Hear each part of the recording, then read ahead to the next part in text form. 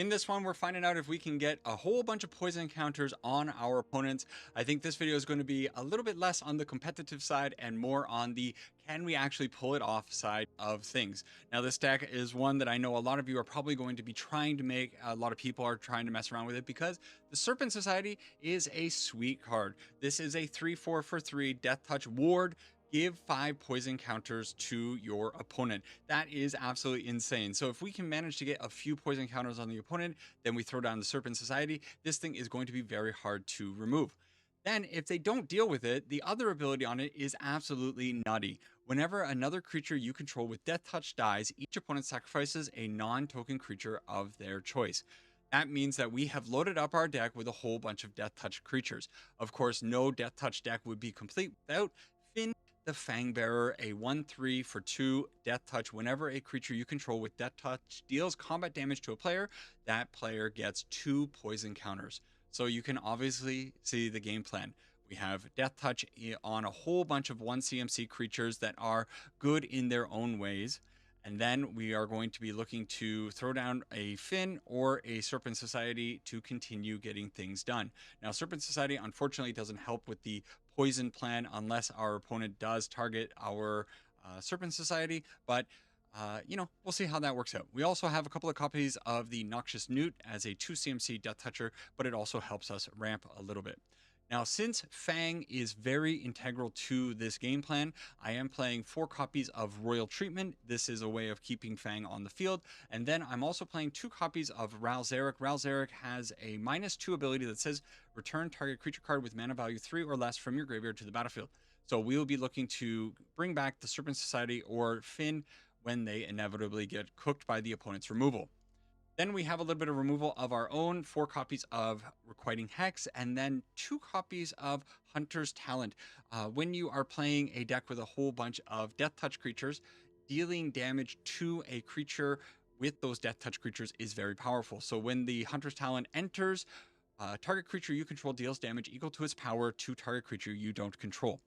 As an added bonus, the level 2 of this class could end up being quite powerful. Whenever you attack, target attacking creature gets +1/+0 and gains trample until the end of turn. Deathtouch plus trample is very effective because we only need to apply 1 point of damage to the creature that may have been blocking our creature, and then it will die. Of course, we're assigning lethal damage because of Deathtouch, and then any excess damage gets done to the opponent because of trample. And so if we do have, let's say, the Fangbearer attacking, it will be a 2/3 because of the +1 from the Hunter's Talent, and then that 1 damage to the creature that's blocking it, 1 more damage to the opponent's face. They essentially, in this case, would have to double block, trading 2 for 1 in that case. So yeah, I think Hunter's Talent does have a place in this deck. We're going to try it out and see how things go. Lands, nothing special going on over there. Just good old honest Golgari mana base. So let's see if we can Deathtouch and poison our way to some victories in Standard best of 1. See you over in the games.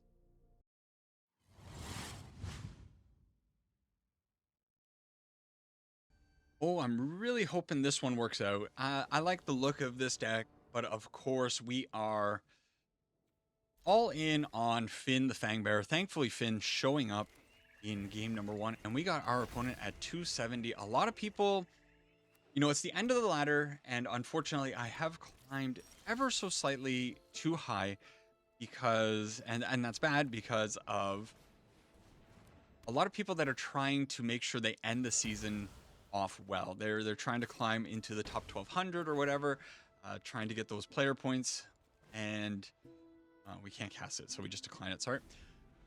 So yeah, people are bringing their best. So instead of people messing around with fun decks on the ladder for Marvel superheroes, we are unfortunately getting a lot of landfall opponents and other various company.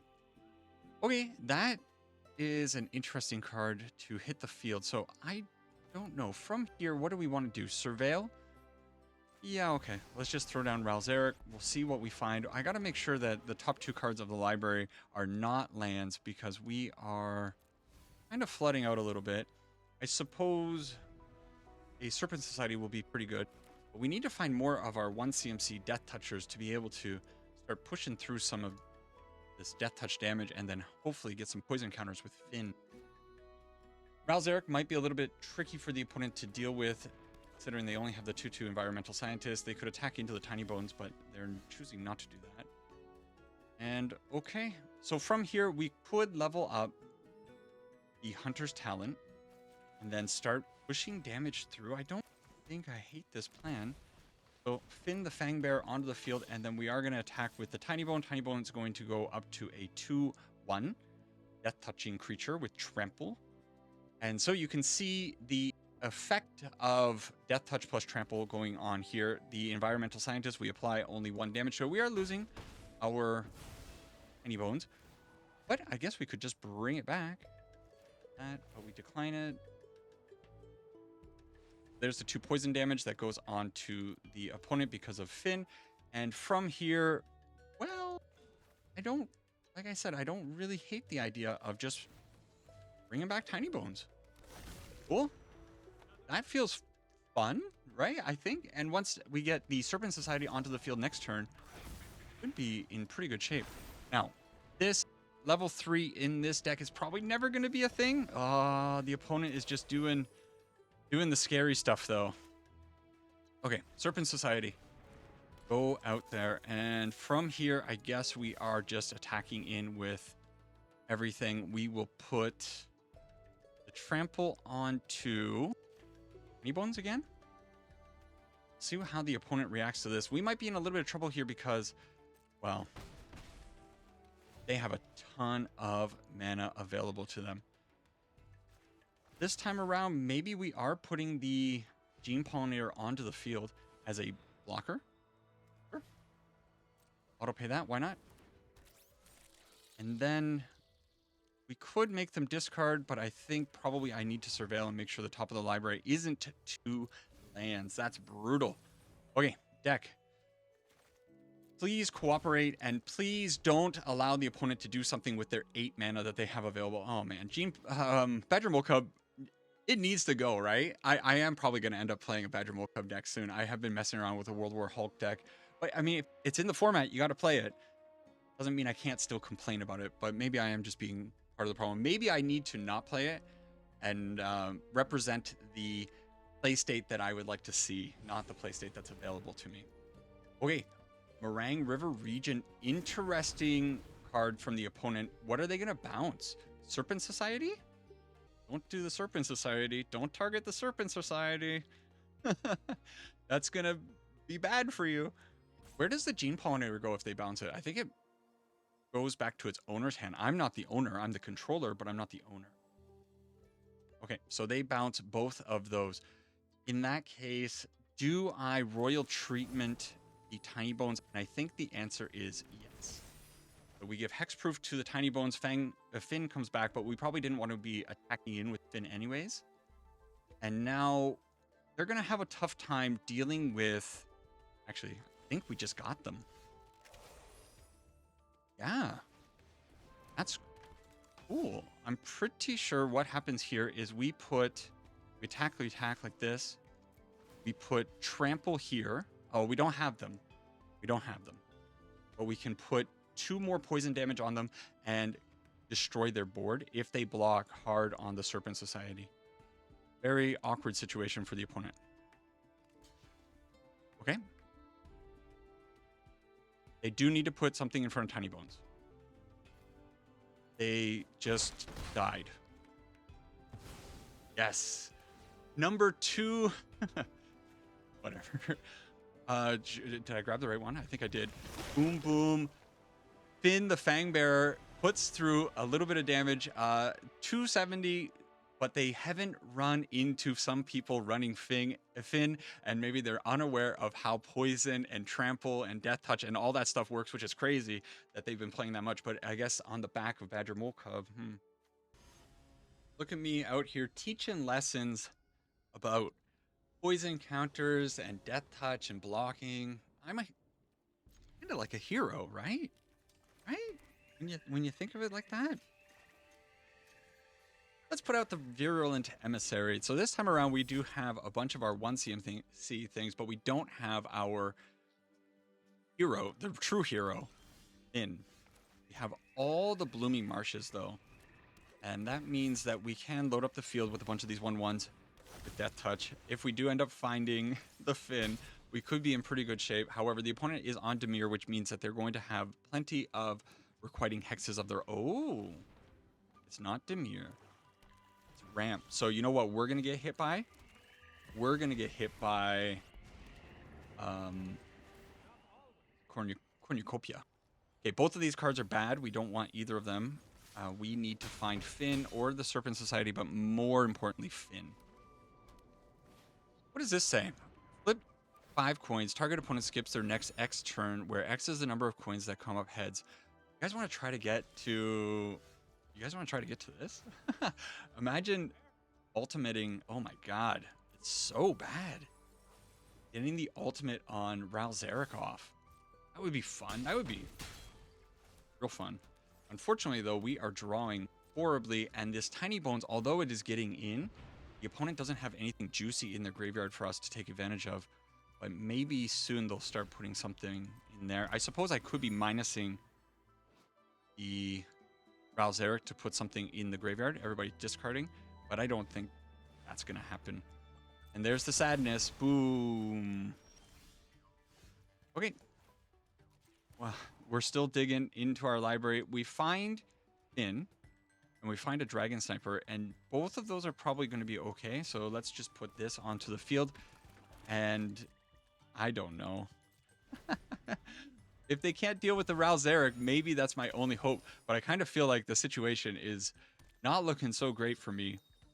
They're going to probably have more ways of blowing us up. They're coming at my Ral Zarek with... Whoa, they didn't come at Ral Zarek. I'm a little bit surprised by that.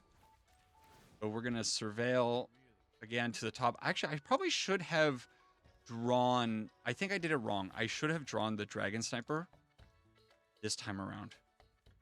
Now, do I want to use the Requiting Hex? And I think the answer is most certainly no. And I'm also not going to attack in. So no attack. Hold the Requiting Hex. My only hope right now is that I'm able to keep this Ral Zarek on the field, and I'm 100% going to try flipping some coins to see how many turns I can possibly make my opponent skip. That would be really fun. That's a little bit hopeful, though, isn't it? They do have the Restless Reef, and they do have the Bossing Say sitting here. Second, Restless Cottage. Second creature land. So I kind of like what the opponent is doing over there. It's a really...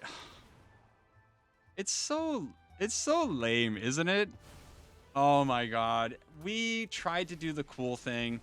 Get a Ral Zarek up to 7 to flip some coins, and then Ugin, the fun maker, comes flying in because everybody just ramps into...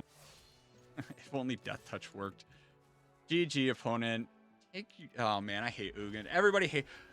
Let's hear some opinions about Ugin. That was so lame because we were trying to do something cool.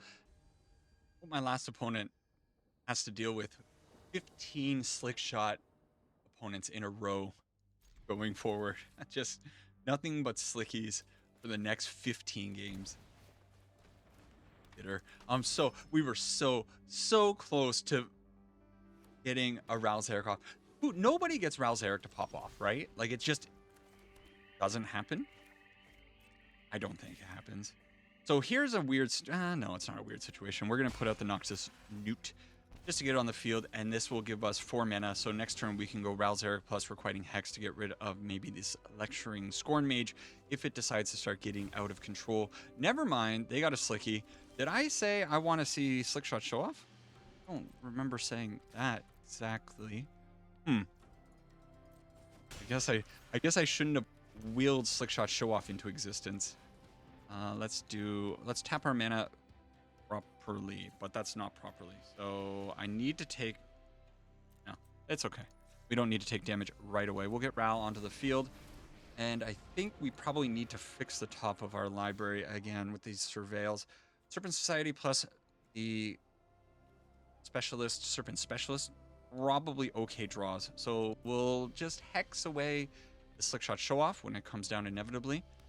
and then keep trying to get in. Now we are hemorrhaging life because of Cecil. Next turn we can actually flip Cecil, shocking in the overgrown tomb and then hitting with the Cecil. Maybe that works. I have to imagine Ral Zarek is going to take a little bit of a tap from the Lecturing Scorn Mage this time around. Ember Heart Challenger also pretty good. Hopefully they don't have one CMC instant or sorcery to complement this, because this board is looking pretty swole. Okay, so that happens. The prowess happens. This gets that, and then do I want to blank? Do I want to blank? Oh man, maybe. So this stops the card draw, but it also, man, it's so sketch, right? I'm going to take so much damage. My Ral Zarek is dead basically no matter what. Do I need to gain life? No, I think I don't need to gain life because I'm going to be... Yeah, I want to flip the Cecil, I think. Oh, I don't know. I don't know about this one. I think we... Yeah, maybe Panda just goes straight after our face, which actually wouldn't be the worst plan. They do need to send both creatures at Ral Zarek if they want to get rid of it, so he is healing us a little bit. And now, I think I am going to stick to the plan of flipping Cecil. But I am going to keep the Noxious Newt back this time around, put out the Serpent Society, and maybe the opponent will have a little bit of a hard time getting in. However, Slickshot Show Off in the air, 9 life. I think we could just die here. And probably there was nothing I could really do about it other than using the Requiting Hex on the Slickshot Show Off. Keep that in mind. I did throw that just to blank the draw on the Ancestral Anger. And I'm probably about to learn my lesson that is always the wrong choice. It's always the wrong choice. Slickshot. Okay. That's on me. My bad. Oh, hold up.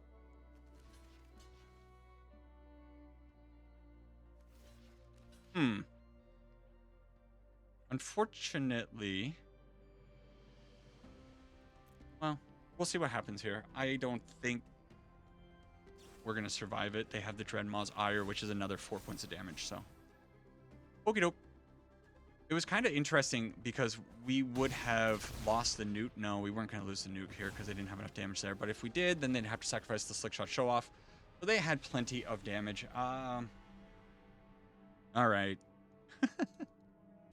Lots of lessons being learned here today. Respect the Slickshot Show Off. I think, yeah, you just literally cannot allow it to exist on the field. Okay, Wolverine with a Training Ground, and we have Dragon Snipers, which would have been pretty good last turn, or last game. And we also have Fynn and the Serpent Society. We need the third land, though. We'll see what this Gruul opponent is up to. They have only colorless mana. Ooh, interesting. I kind of feel like I just want to put 2 baby creatures onto the field, and then we'll go from there. I would love to get Fynn down, obviously, and then start putting poison counters on the opponent. If we can put 6 poison counters on the opponent, then suddenly this Serpent Society becomes quite an issue for the opponent. Fenrir, we need a land, no matter what. We always want land. We need to draw 2 lands here.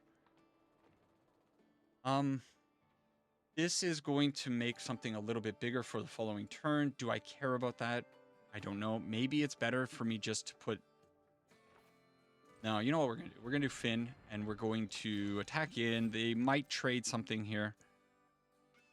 But we can also just hold up the Requiting Hex. If they allow 6 damage to go through, that's going to be pretty cool. But I feel like our opponent is just ramping. This Requiting Hex is probably never going to do anything. However, Hunter's Talent might. And now that they have 6 poison counters on them, like I was saying, the Serpent Society could end up being kind of a interesting situation. Get 5 poison counters. Okay, second Fenrir. That is fine to me. Does that actually change? If they don't have a follow-up after this Fenrir, oh, they're just toast. They're just they're toast on board. Actually, we don't even need to do the Hunter's Talent, but I guess we will smoke this one. Boom. And Fynn Fangbearer getting it done. I guess I could have also leveled up the Hunter's talent, but this is 12 poison counters onto the opponent. Sick. Boop, boop, boop, boop, boop. Nice. You'll love to see it. Okay, I made up for... Hopefully you stuck around after I botched the game against the Slickshot show-off. You stuck around to see more poisoning happening. I'm never going to live down not using that requiting hex on the Slickshot. It's fine, though. I'm just going to chalk up that poor misplay to being a little hungry. I just got back from a nice big morning walk. Went up. There's a little mountain near my place. Went up there. Nice little... It's like up to the top. I don't know how high it is. It's probably like a 120 meter high hill more than anything. But it's really nice. Sometimes my walks go up that way if I want to get a few extra kilometers in.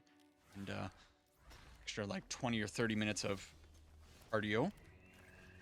Okay, that's pretty good top deck. Fynn showing up one more time, especially with the royal treatment on our side. And if the opponent is on mono green, that could mean that the Fynn is going to be really hard for the opponent to deal with. We also have the Hunter's talent to remove anything that they put in our face. So could be... Ooh, is this a squirrel deck? Might be a squirrel deck, actually. Enduring Vitality. So we are going to get squirreled. So because of that, I think I'm going to go Serpent Society.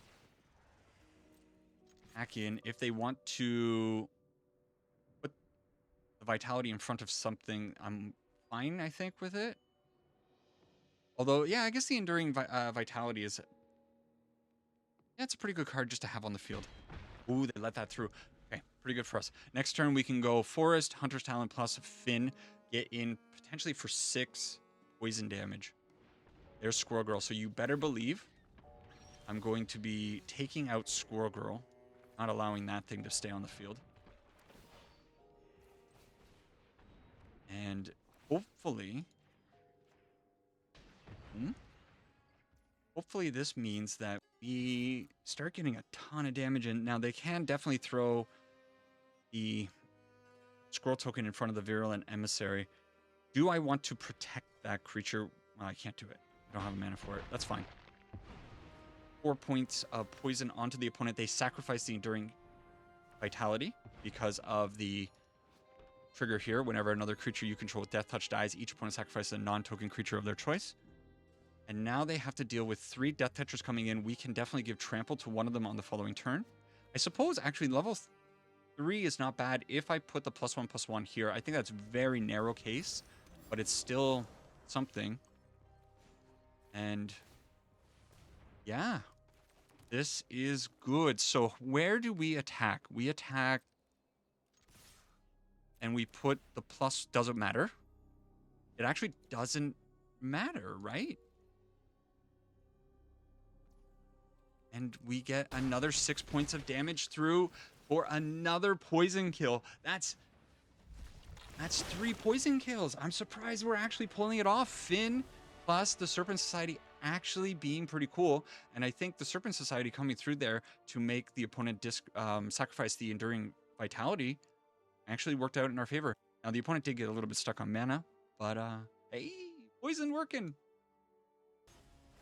Well, all of these games are pumping along pretty quickly, so I imagine we're going to go a full 10 this time around. We're halfway through. Like I said, we've seen a good number of poison kills, more than I had expected. Now, one concern that I have about this deck is that when you don't have a Fynn to do the poisoning, what do you do? I think it's a little bit of a tricky situation. Like, I don't even think you can really end the game. What are you going to do? Unless your opponent takes a bunch of damage on their own, are you really going to be able to put in 20 points of damage with just Deathtouch creatures? I don't know. Snarling Gorehound, I'm assuming that the opponent is on like a sacrifice Sephiroth Reanimator deck.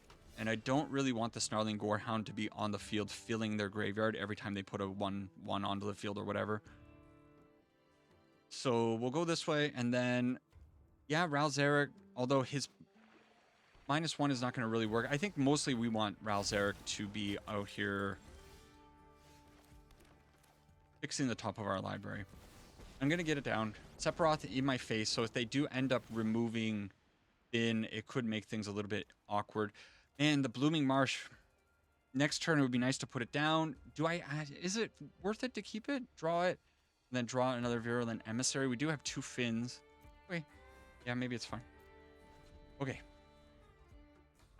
If they attack me with the Sephiroth, I think I am putting Fynn in front of this boy.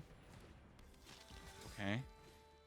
You know what we actually kind of need to find is a way of dealing damage fighting. Sure. No sacrifice. They sacrificed that. So they must have Rays from the Past, or whatever it's called. I would say that that's almost a certainty. But yeah, getting rid of Sephiroth is good. Sephiroth doesn't come back with that Rays from the Past, so okay. Let's just go Noxious Newt into Virulent Emissary into Return Fang from our graveyard as another threat to have on the field.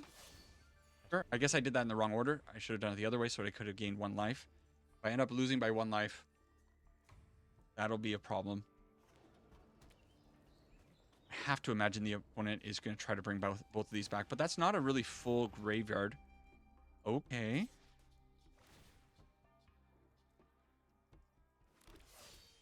Well, this attack is fine.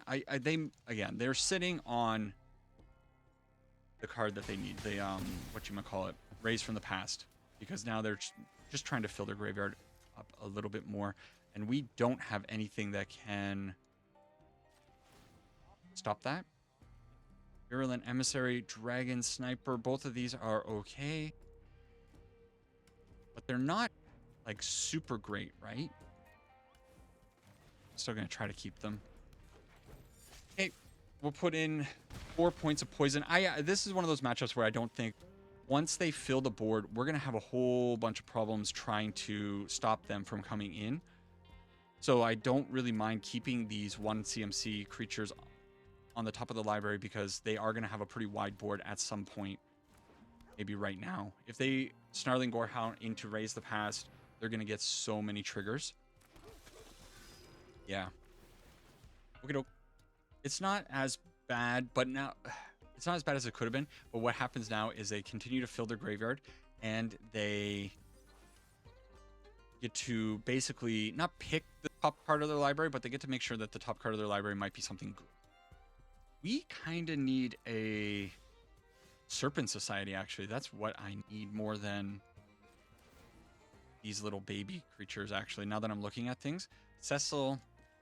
Okay. Yeah, now I'm thinking I need Serpent Society. Do I think that they are going to trade creatures off for my Fynn? Send Fynn in. I think I would rather get rid of their sack out or their creature that grows. Wow. Surprised by that. I think if you are the opponent, you at least have to put Bartholomew and a Snarling Gorehound in front of this. I guess he grows. They're just going to sacrifice something. Let's just sacrifice that. Okay.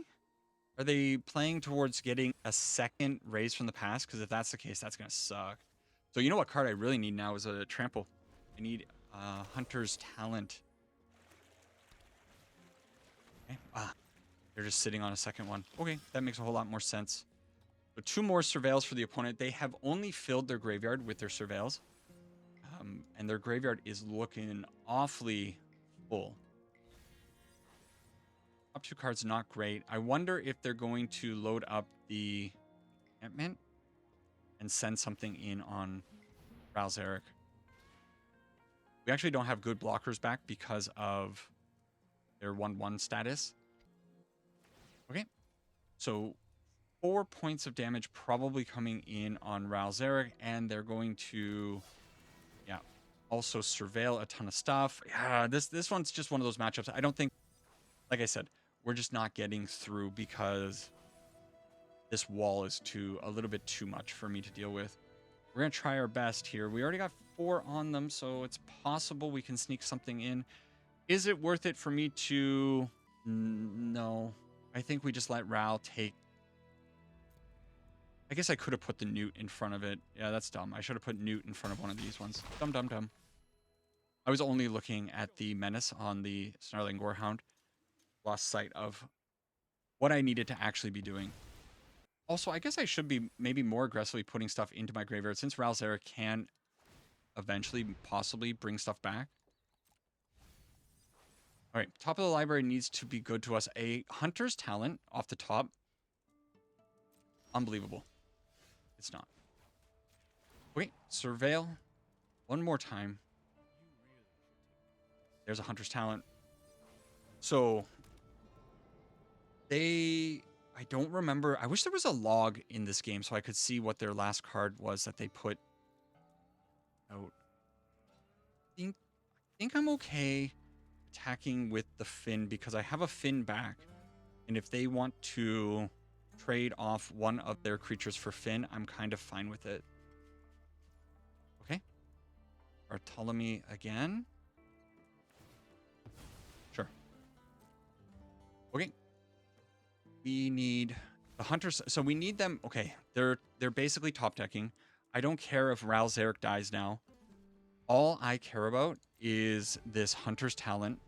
And because what this means is I get to remove something and give something Deathtouch Trample.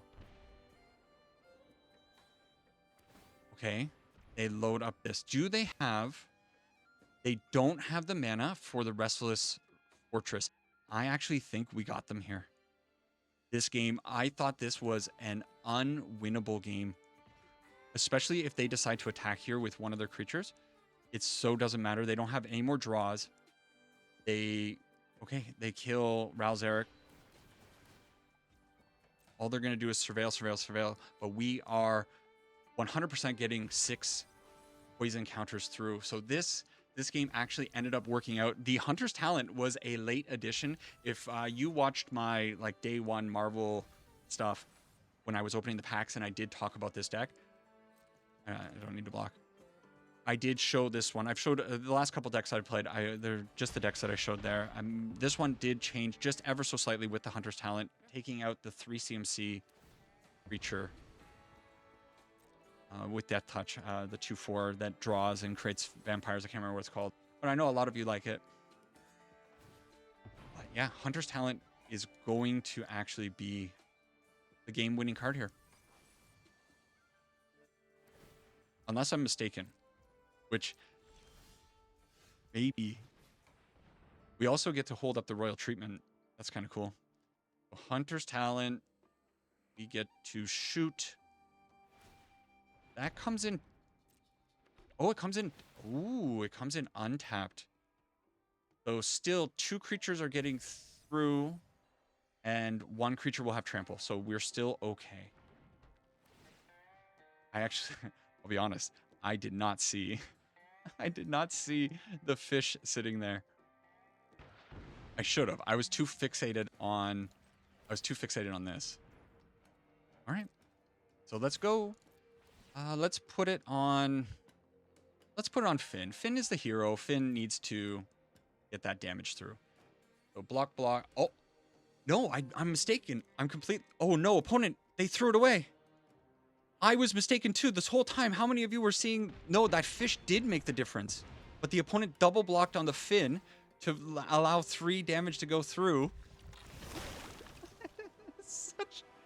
What is this video turning into? Oh man, the fish really did hose me. I really did need...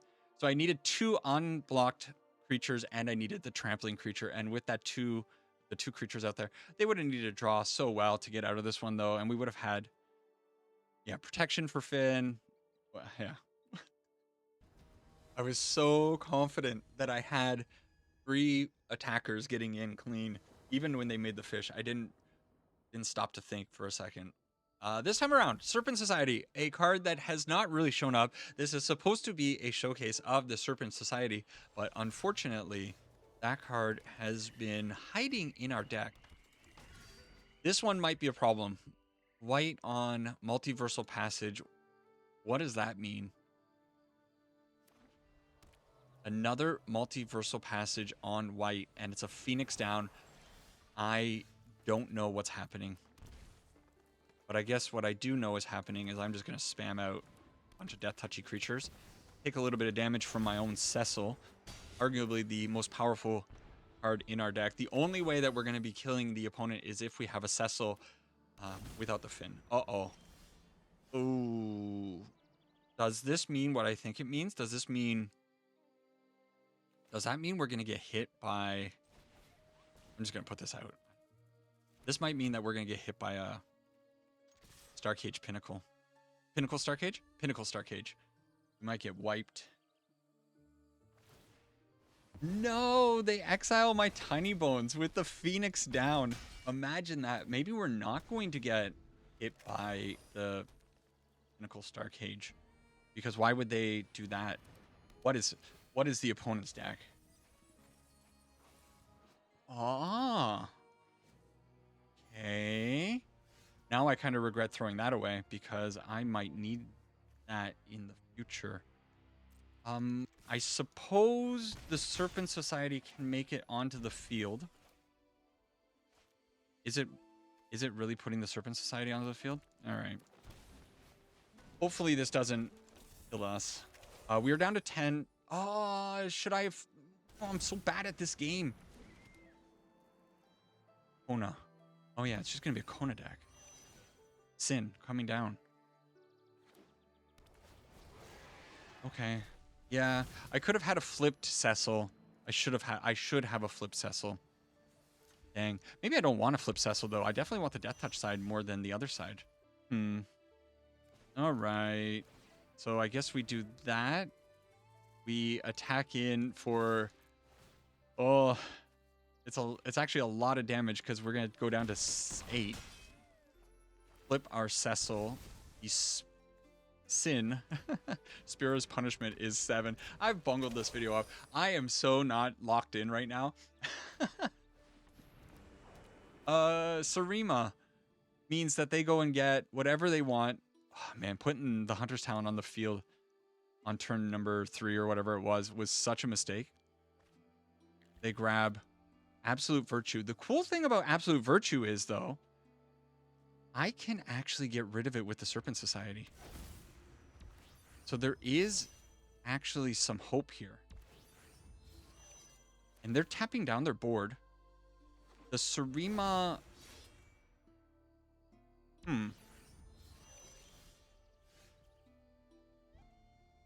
Oh. So they can't take damage now. You have protection from each of your creatures. I forgot what that card did. Okay. So I needed... The only hope that I had there was drawing into another Hunter's Talent. There's nothing I can do here. We're done. We're dead. Maybe the opponent doesn't know what... Maybe the opponent doesn't know what Serpent Society does. Yeah, of course they just let this damage go through. Why wouldn't you? Boom. Boom. This is cool. What the opponent's doing. This is like probably... No, it's not Sultai. I've seen Sultai... obviously, with the mana base being what it is, versions of Sin before. I guess I can make opponents... Okay, so this is actually kind of like removal for my opponent. Because what I can do is I can hex one of my own creatures, and that'll trigger the Serpent Society. But then they're just going to get rid of Sarima or Kona. Doesn't really matter what they get rid of. But they can't really attack in because of these wonderful Dragon Snipers having reach and vigilance. What nasty... Oh, they're bringing Knights of the Round back. Yeah, probably. Boom. Now it doesn't really matter. Although, this does make them sacrifice a non-token creature. I think this this specific game is more of a showcase of our opponent's cool deck and a little bit less of our deck. Fynn is cool, unfortunately, with the Absolute Virtue on the field until I find a second Hunter's Talent. I don't think there's no hope. There's no hope whatsoever. But maybe I would have some slight hope if I had a way of getting rid of the Absolute Virtue. I think the opponent deserves a nice deck. And a Party Iroh. So they make that. That's cool. I don't know how much further I'm going to allow the opponent to just do this, because I don't want to waste too much of my time. But it's neat. It's really neat. They're just going to keep making more and more Superior Spider-Man Knights of the Round. And now they have this thing, which... What is this thing? When this enters exile, up to one target non-land permanent and up to one target non-land permanent card from a graveyard. Well, I guess we'll protect it. Been protected. The Living Spot. Kind of cool. And we draw that. All right. GG opponent. Sorin comes in. Cool deck. I love seeing it. That's the cool stuff that I want to see people doing at Mythic near the end of the ladder. Last game, pretty cool showcase of the opponent's deck. Am I counting right one? I did count right. So we have our Deathtouchers loaded up. Clearly the deck, when you don't have your Fynn, things are really not working out for us. We were able to attack that last opponent a few times before they ended up like really popping off. But without having the Fynn on the field to start adding those poison counters, I don't know. I'm actually at the point where with this deck, I'm more interested in finding out if I can actually reduce the opponent's life total to 0 with this deck rather than getting the poison kill, because the poison kill is possible. We've seen it. What do you got? Fighting Hex, Erode. So Erode, not great when we are already flooding. That sucks. Okay, so our boy is gone. In that situation, do you let the Cecil hit you for 2? Probably not. It's not worth the 2 damage. And the opponent is probably on Jeskai control. I think our deck is near 0 against Jeskai control. Right? Like it's a real bad situation against Jeskai. They're just going to have... I'm going to try doing this. Let's talk about Power Up. Power Up, maybe some of you are not so familiar with it. Now, the Power Up cost is 4, but there is a discount. So this says activate each Power Up ability only once. Reduce the cost by its mana cost if it entered this time. So I remember the first time somebody played a Power Up card against me, and I was like, whoa, whoa, whoa, whoa, whoa. How were they able to activate that right away? Well, it's because they got a little bit of a discount. So a good way to look at it is the cost of this card as like a second. And the flood is so bad. A good way to look at the card as the powered up version or a modal version is if you just cast it for 4, then you can get the extra benefits. We'll go in. They're not going to block with this Stirring Hope Singer. I don't think they would ever do that against 2 Deathtouchers. But they're going to gain so much life. And with me sitting here with 7 lands, I don't think this is going to happen. Boom, down to 12. Stirring Hope Singer, pretty good at gaining all that life back, though, once they get one more creature on the field. I thought it was going to be a Jeskai control matchup. A little bit better that it is just a Momo Flyer repartee type list. Hopefully this Requiting Hex actually comes into play. But we need Fynn or Serpent Society. Those are pretty much the only 2 cards I want to see off the top of my library. Opponent has Practiced Offense. That's going to be pretty good. Goes up to a 3/5 double striking lifelinker. So like I said, they gain back all of that life. I can't do anything about it being a 3 mana value. But I guess I can do 5 damage back on the swing back. Fynn would be okay off the top. Honestly, Serpent Society would be great. Yeah, okay. As far as cards go, Dragon Sniper is not the worst card that I could have drawn from my library. A lot of keywords on a 1/1 for 1. They are so afraid of this Virulent. They keep looking at the Virulent Emissary, eyeing it up. Not what you think. And if they have an Erode, I guess I should have attacked before putting out. I got into this bad habit of throwing out my cards before I do my attacks. Of course, you know, the conventional wisdom, do everything at the last possible moment, or at least when it's the best time to do it, right? I should have attacked, maybe drawn out a second Erode on something like the Serpent Specialist or the Emissary, and then put down the Dragon Sniper, because Dragon Sniper is a whole lot more important to us winning this game.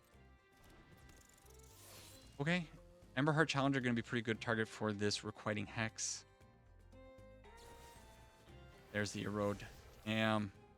Well, it didn't matter because they were going to save the Erode anyways for their turn, and more lands for us. That means that we are just clearing the way. The top of our library is now chock full of goodies, but we're also getting hit for 4.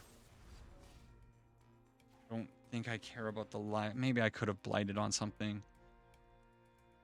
Do they have protection? Also, restoration magic for the Emberheart Challenger. It's an absolute blowout if that's the case. Restoration magic. GG, opponent. That's so huge. And what do we draw? Lands. Lands. Am I right? Oh, I should do it. Where's the lands? Am I right? Holy cow, that was a lot of lands. Of course, the opponent helped with 2 of them, but that sucked. Okay, 2 more matches. Hopefully. Oh my god, actually, we went a lot longer than I expected. Huh. I thought we were running quite fast, and then when I kind of looked over just now at the OBS, I'm at 53 minutes. Which is like 49. I don't know. We'll see. See what it actually comes out to. Okay. We have Fynn and 3 death-touching creatures on the field with Royal Treatment possibly as backup protection for the Fynn. If we end up drawing a land, it's huge. Absolutely massive for us. So we might get a quick one here. Maybe 9 games. Maybe not. Oh, do I want to keep going? We'll see. We'll see how well this one ends. Maybe this... That's a lot of poison going on the opponent. They need to do a lot of work with 3 mana, which they can do. Clifftop Lookout is not good enough, and we get a quick win. So when this deck gets its start, and then the Hunter's Talent to come in to just make sure maximum punishment going on to the opponent. GG, opponent. Let us get it. Oh, cool opponent. I appreciate you. That makes me feel so much better. The last 2 games were not great. So getting a flipped Cecil and a Fynn kill, pretty sweet. You know what? Because I looked over at the time, I don't want this one to go too long. That's a good way to, good place to end. So we'll go to a wrap up. All right, so we actually kind of pulled it off. The deck functioned better than I had expected going into this one. I was expecting the poison kills to be so much harder to actually pull off, but mind you, in some games, it was thanks to the opponents not fully understanding the poison mechanic or what Fynn was doing. But yeah, things kind of worked out, and the deck kind of functions. I think it needs a little bit of tuning up, but there's definitely a big limitation to this archetype. It's never going to be a big one. But if you want to mess around with poison stuff, it is definitely possible. Fynn the Fangbearer, a very cool uncommon card to play with. Most of the cards in the deck are going to be uncommon or common, so that is a good thing. You don't necessarily need Tinybones. There are actually so many replacements for 1 CMC poison Deathtouch creatures. So you could do something like this. You could probably even go almost mono green Fynn, but then you're missing out on the Serpent Society. Now, did the Serpent Society actually work out? People are not going to target it. That's the thing. So once it gets on the field, like, it's really hard for the opponents to remove outside of a board wipe or making us sacrifice something. But for the most part, people are not going to be actually activating the ward ability on this. What you want to be playing the Serpent Society for is that secondary ability, which did matter in a couple of games. So I do think that the Serpent Society is a pretty cool card to have in this deck. So if you're building something like this, of course, Requiting Hex, may as well just put it in there. It's pretty good removal. These are the rares and the mythics for the deck. So yeah, you could probably piece together something outside, again, the Serpent Society, but I think you play some number of them because they're just kind of cool for this archetype. If you're going to commit to this archetype, you may as well commit to it fully. Ral Zarek, I also do think is pretty cool in this deck. We ended up bringing back creatures quite often. I don't think I played Ral Zarek optimally. There were times where probably I should have been just surveilling these little piddly creatures into the graveyard instead of just leaving them on the top of my library in some of those matchups. But that's growing pains of trying to figure out this deck. Overall, I think it's cool. I also think there is room for maybe some experimentation with getting the Virulent Silencer in here. This thing, whenever a non-token artifact creature you control deals combat damage to a player, that player gets 2 poison counters. So as like a secondary thing, maybe they don't need to be death touching creatures. They just need to be artifact creatures. So maybe this could work in a neat way. The problem is it's not a death touching creature to play nicely with Fynn. However, there are some artifact death touchers that would double up on the Virulent Silencer as well as the other thing. I also wouldn't mind getting a little bit of I'm sure this will pop out. I know it's a black creature. This guy, Hull Curver, works there. There's also creatures with evasion. It's 3 CMC though, but there were a lot of games where we had a ton of mana to use, so I'm not sure. Maybe something with a little bit of evasion and Death Touch could help this deck out a little bit. Anyways, hope you enjoyed it. You got to see some poison kills. We got 5 in total, so that's pretty cool. Ended up with a winning record, surprisingly. So not too bad, Serpent Society. That's it for this one. I hope you enjoyed it. Take care for now. Sanang Ipana, and I will catch all of you people in Friday's video. Bye-bye.